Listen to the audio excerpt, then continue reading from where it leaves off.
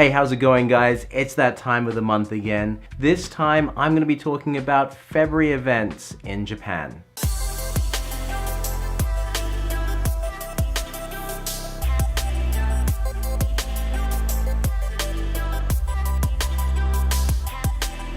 February is full of great things to see and do in Japan.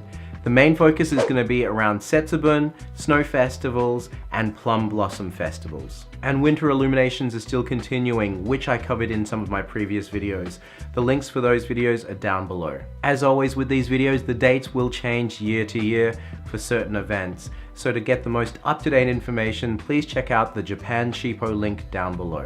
So first up is the Zao Snow Monster Festival from February 1st to 3rd in Yamagata Prefecture. This odd festival features snow monsters, which are actually trees that have been covered in snow on the mountainside.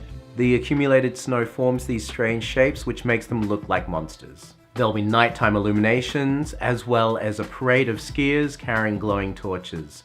There'll be fireworks, and of course the obligatory Japanese mascots. And because it is a ski resort, you get the chance to get some great skiing in while you're there. From February 1st to 24th is the Lake Towada Winter Story.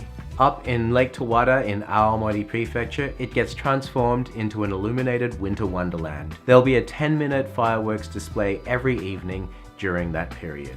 From February 2nd to 11th is one of Tohoku's biggest snow festivals, the Iwate Snow Festival. During this time, you'll be able to see sculptures crafted by over 4,000 people. Other activities include things like a snow slide, a snow train, and you get the chance to enjoy local specialties like milk ramen. And one other thing while you're there is there are loads of onsen or hot springs to enjoy. And now onto the Setsubun celebrations. Setsubun marks the end of winter and the start of spring on February 3rd. On this day, people cleanse their houses and ward off evil spirits, represented by an oni or a demon. It'll literally be a family member dressed up wearing a demon mask, and the mother and the children will be throwing roasted soybeans at them. And so during this practice, they'll be saying Oni wa soto, or get out demon, and Fuku wa uchi, fortune into the house. Kyoto has a couple of really good Setsubun celebrations, but any major shrine in Japan will be running one.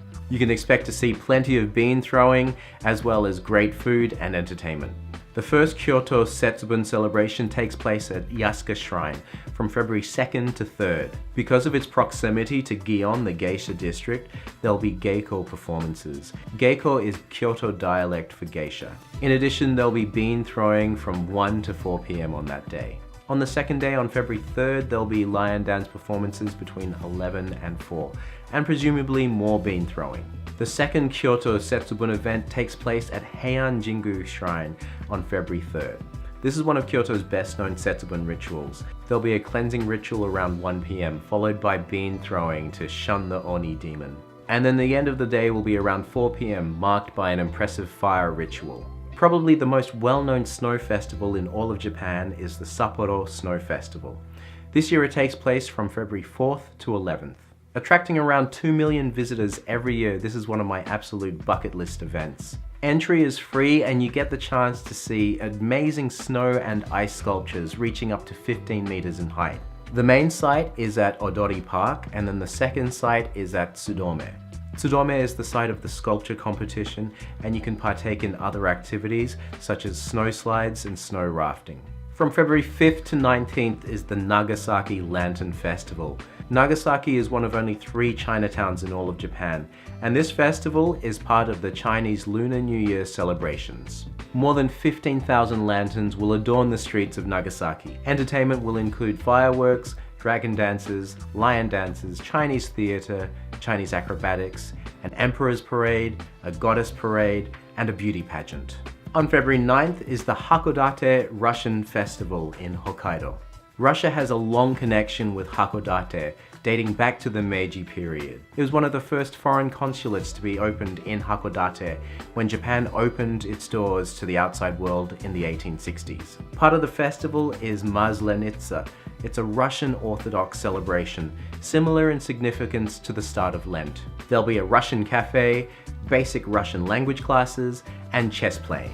From February 9th to 11th is the Chinese Lunar New Year celebrations at Kobe's Chinatown. Presumably there'll also be celebrations of some kind at Yokohama's Chinatown. In and around the Chinatown area there'll be a dragon parade, lion dancing, martial arts demonstrations, and other entertainment. And of course, don't forget to enjoy the delicious street food while you're there. I made a video last year about Chinese New Year at Chinatown in Kobe, and that video is available up here as well as in the link below. From February 9th to March 10th is the Soruike Plum Blossom Festival. Plum blossoms are the precursor to its more famous sibling, the cherry blossom. Chita City, not too far from Nagoya in Aichi Prefecture, hosts this festival. There are over 5,100 plum blossom trees of 25 varieties. Entry is free and there'll be entertainment during the festival period. On February 16th is the Saidaiji Eyo Hadaka Festival. This is one of the naked man festivals that Japan is famous for. But don't worry, men's privates will be covered up with loincloths. This 500-year-old festival is ranked in the top 3 of Japan's most eccentric festivals. And that's really saying something considering Japan's knack for eccentricity. 9,000 participants will be involved, and as per usual with these kinds of events, these men are competing to grab something. In this case, only 2 lucky wooden sticks known as shigi, and 100 bundles of willow strips. Fueled by testosterone and alcohol, I can guarantee it's gonna get pretty wild. From February 23rd to 24th is the Katsuyama Sagicho Matsuri. The town of Katsuyama in Fukui Prefecture hosts this 300-year-old festival to pray for a good harvest. Artists will perform traditional skills accompanied by music and drumming, while being carried on tall wooden stages throughout the city. And then in the evening, giant bonfires will be lit along the banks of the Kuzuryu River. And finally, on February 25th is the Baikasai Plum Blossom Festival. Held at one of Kyoto's most beautiful shrines, Kitano Temmangu, this festival will feature 2,000 plum blossom trees, tea ceremonies, and even geiko. The most special experience you could partake in is being served tea by a maiko, or an apprentice geiko. This once-in-a-lifetime experience costs 1,500 yen, and numbers are limited, so be sure to arrive early. In addition to that, there'll be plenty of market stalls selling all kinds of plum-themed items. And that's all for my February Things to Do in Japan guide. As always, let me know which event you found the most interesting in the comments below. If you like this video, please be sure to give that thumbs up, a click, or a tap. Consider subscribing and hit that notification bell to know as soon as I upload a new video. My name is Lin Nyunt. Thank you so much for watching. I'll catch you next time. Soruike.